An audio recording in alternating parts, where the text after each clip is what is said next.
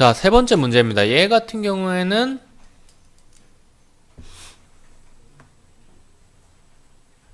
파란색으로 풀어볼까요? 얘 같은 경우에는 왜 세 번째냐면은 보시면은 윗글을 바탕으로 알 수 있는 내용으로 가장 적절한 것은 얘는 사실은 사실확인 문제예요. 얘는 사실확인 문제고 실제로는 24번 문제 윗글의 정대 방식에 대한 설명 중 가장 적절한 것은 이 바로 다음에 오는 것이 구조상 맞는 문제예요. 아니면은 25번 문제 바로 다음에 오든지요. 근데 문제 난이도로 치면은 24번 다음에 오는 게 맞는 문제긴 한데 왜 25번 다음에 풀도록 했냐면은 일단 이거 빨간색으로 3이라고 써두시고요.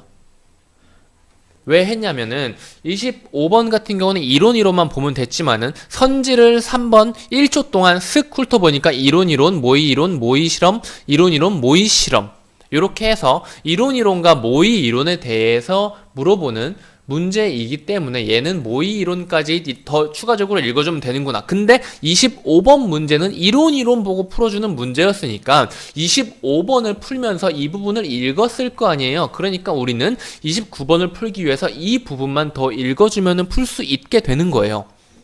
그래서 이 부분 추가를 읽어주면 됩니다. 이 부분을 볼까요? 모의 이론은 자신이 타인과 같은 상황에 처했다면 어떠할지를 상상함으로써 같은 상황, 상상, 이해 요겁니다. 같은 상황, 상상, 이해예요.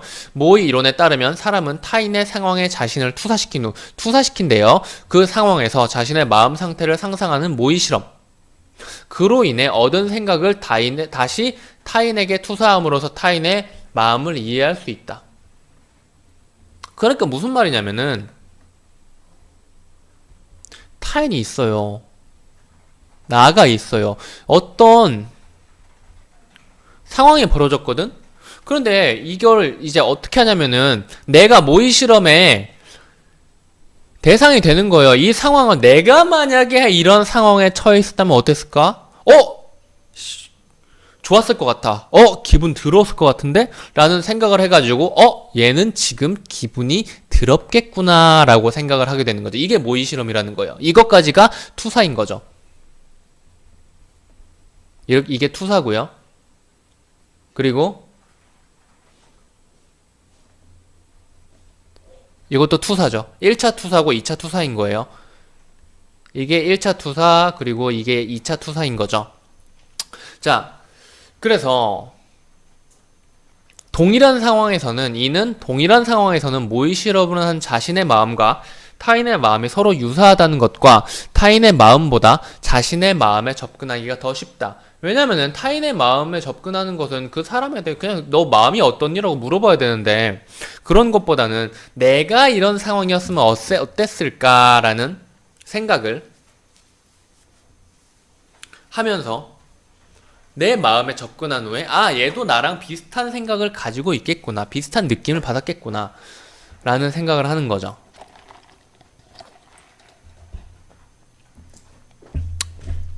저 같은 경우에는 사실확인 문제를 무조건 1, 2, 3, 4, 5번으로 풀지는 않고요. 5, 4, 3, 2, 1로 풀기도 하고 1, 2, 3, 4, 5 아니면 5, 4, 3, 2, 1 둘 중에 하나로 푸는데 이 문제는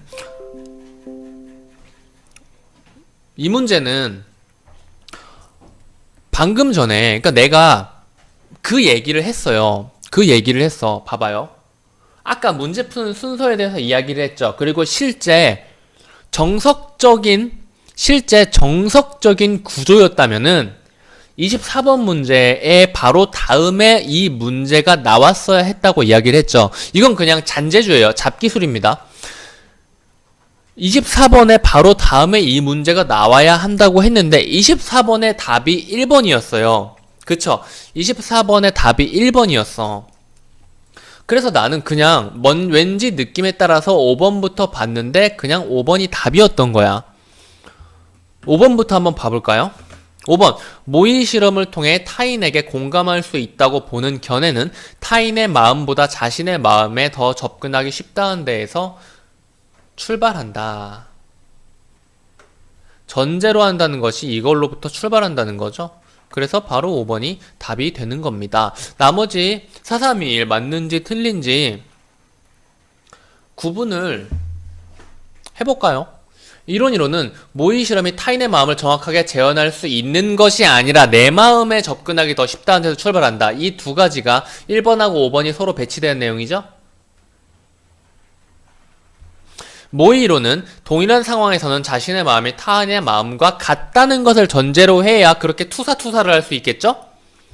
모의 실험은 아! 라고 소리를 지르는 타인의 마음 상태를 나에게 투사하는 과정을 통해 이루어진다. 이게 뭐야?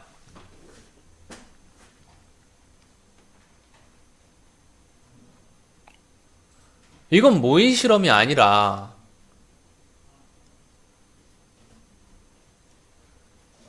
사실 여기 나와 있는 이론 거를 가져왔는데 모의 이론은 이론이지 이거. 내 삘에 빠져가지고 잘못 말할 뻔했네. 이론은 모의 실험이 타인의 마음을 정확하게 재현할 수 있다고 인정한다. 인정하는 건 딱히 안 나와있죠. 이론과 모의 이론에 대해서 서로에 대한 견해 같은 거는 별로 나와있지 않아요. 이론은 개념적 이론에 대해서 이야기를 하는 거고, 모의 이론은 투사를 통한 모의 실험으로서 접근하는 거죠. 이 두 개가 조금 다른 겁니다. 정확하게 재현할 수 있다고 인정한다는 딱히 정확하게 재현할 수 있다고 인정을 할 수 있나요? 자신의 마음과 타인의 마음이 다를 수도 있고 자기중심적으로 사고하지도 않고, 그러니까 기본적으로 이론에 대해서는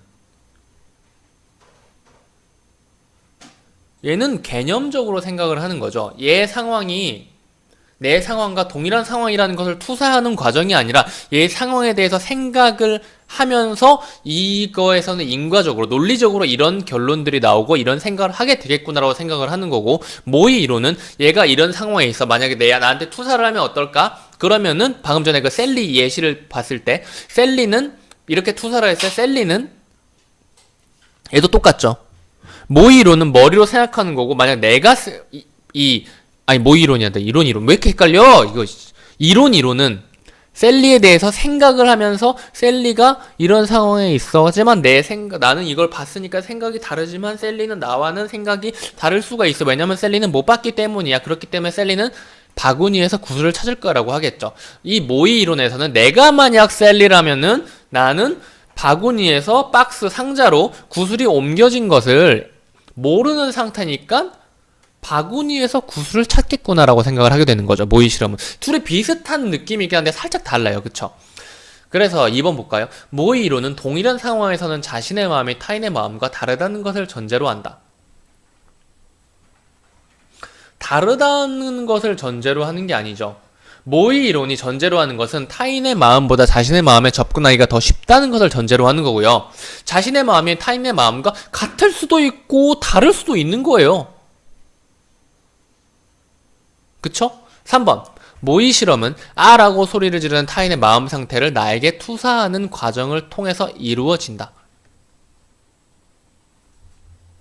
요게 좀 헷갈릴 수 있었겠네. 이거 말고 일단 4번부터 볼까요? 이론에서는 2세 아동들은 4세 아동들에 비해 마음의 작동 방식에 대한 개념적 이론의 질적 수준이, 이것도 헷갈릴 수가 있는 겁니다. 와, 이거는 진짜 3번, 4번 둘 다 좀 별표를 칠 수 있을 만한 내용인 것 같은데요. 일단 4번부터 볼까요? 이론에서는 2세 아동들은 개념적 이론이 형성되지 않았다고 봐요. 그러니까 질적 수준에 대해서 논할 수가 없어요. 개념적 이론이 없기 때문에. 무슨 말인지 알겠어요? 그리고 실제로 나이가 들면서 개념적 이론이 점점 더 발전하게 된다는 말도 딱히 없죠. 지문의 다음 법은 제가 지금 슬쩍 봐봤는데 딱히 그런 말도 없었어요. 3번. 모의 실험은 아라는 소리를 지르는 타인의 마음 상태를 나에게 투사하는 과정을 통해 이루어진다.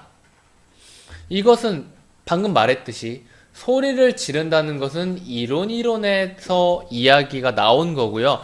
모의 실험으로 옮긴다면 어떻게 될까요? 마음 상태를 투사하는 게 아니라 상황을 투사하는 게, 봐봐요. 여기 상황이 있네요. 상황을 투사하는 거고, 여기서는 나의 마음을 상대에게 투사하는 거죠. 타인의 상황을 나한테 투사하고 그 상황을 투사한 상태에서 내 마음의 변화가 어떻게 일어나는지를 관찰한 후에 그 마음을 타인에게 투사하는 거예요. 무슨 말인지 알겠죠? 마음 상태를 투사하는 게 아닌 겁니다. 그래서 3번, 4번은 좀 충분히 헷갈릴 수 있을 만한, 이거는 그런데 딱 5번부터 안 풀었으면 충분히 헷갈릴 수 있었겠네요. 3번, 4번에서 낚인 학생들이 굉장히 많았을 것 같아요. 이 문제는 여기까지 하겠습니다.